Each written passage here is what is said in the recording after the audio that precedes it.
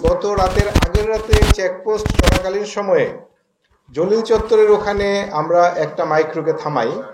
মাইক্রোটি যখন সন্দেহজনকভাবেই যাচ্ছিল তখন আমাদের চেকপোস্ট যেখানে Harunur Rashid sub inspector incharge ছিলেন, উনি তার দল সহ ওই মাইক্রোটাকে চ্যালেঞ্জ করে এবং চ্যালেঞ্জ করার পরে মাইক্রোর যে যাত্রী ছিল তাদের ওখানে একজন মহিলা এবং 3 জন পুরুষ ছিল।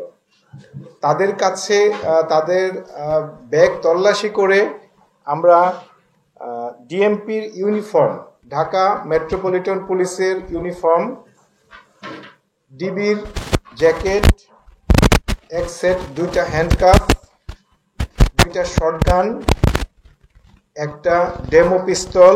আমরা আশঙ্কা করেছি যে এইগুলো কোনো ধরনের অবশ্যই বড় ধরনের কোনো অপরাধ করবে। আমরা আপাতত এই জিনিসটা তাদের কাছে পেয়ে মামলা নিচ্ছি, মামলা রুজু করছি এবং তদন্তে পরবর্তী বিষয়গুলো বের হয়ে আসবে এবং তখন আমরা বলতে পারবো আসলে তারা কোন উদ্দেশ্যে এই জিনিসগুলো সঙ্গে রেখেছিল। তবে সরকারি পোশাক, সরকারি সরঞ্জাম কোনোভাবেই সরকারের অনুমতি ছাড়া কারো কাছে রাখার সুযোগ নাই। এটা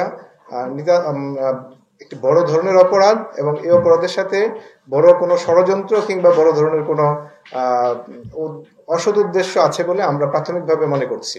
তাদেরকে যখন আমরা জিজ্ঞাসাবাদ করি তারা প্রাথমিকভাবে জানিয়েছিল যে তো শুটিং করার জন্য আনুষঙ্গিক বেশ কিছু বিষয় লাগে।